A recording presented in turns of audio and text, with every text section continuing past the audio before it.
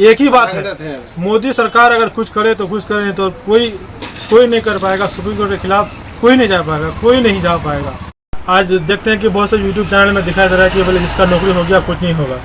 बहुत से YouTube channel में बोल रहा है, मगर ऐसा नहीं होता है कि जितना भी अनट्रेन टीचर है 17 साल 18 साल नौकरी करके आज वो लोग निकल रहा है। बहुत सारे टीचर निकले, मेरे रिश्तेदार में ये दो चार लोग निकल चुके हैं अब तक। उन लोग जाता भी नहीं स्कूल, लेकिन अनट्रेन है तो निकला है।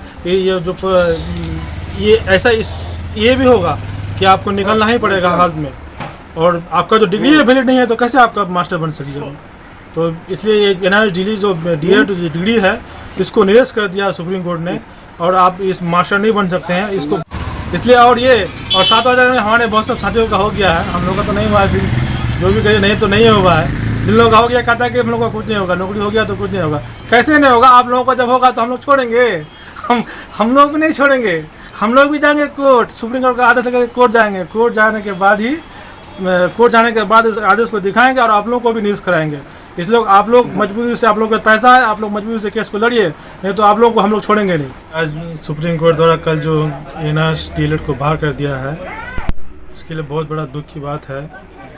और दुख की बात ये भी है कि छठा चरण में जितना भी NIOS D.Ed वाले का हो गया था बहाली, उन लोगों ने पैसा खर्च नहीं किया, बढ़िया पैसा खर्च करके बढ़िया वकील नहीं किया अपना केस को मजबूती से लड़ने के लिए।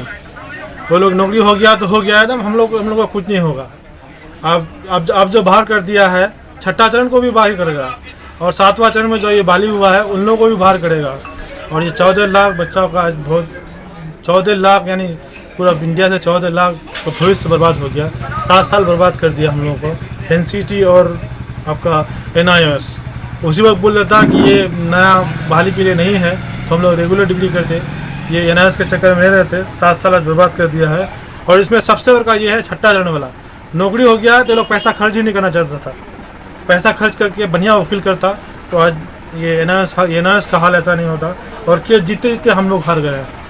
तो अब क्या होगा इस परिस्थिति में? कल माननीय सुप्रीम कोर्ट का जो आदेश हुआ तो क्या फुल्ली तौर पर मतलब ये निरस्त हो जाएगा, या फिर NCT को कोई गाइडलाइंस के जरिए से 6 महीना का ब्रिज कोर्स के द्वारा?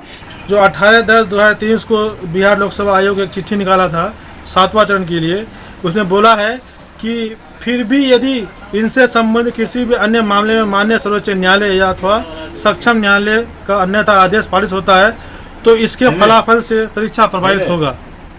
तो इससे ये समझ में आता है कि 7वां चरण भी आपका यहाँ से चला गया है। 7वां चरण का जितना भी हुआ है सबको वहाँ से निकालेगा। छठा चरण तो भी निकलेगा, हाल में निकलेगा छठा चरण को निकालना पड़ेगा। और इसके लिए एक उपाय है कि इसमें आप केंद्र सरकार अध्यादेश ला करके इसमें कोई अमेंडमेंट ये पास करके ये कर सकता है, नहीं तो कोई जुगाड़ नहीं है, सुप्रीम कोर्ट के खिलाफ कोई नहीं जा सकता है।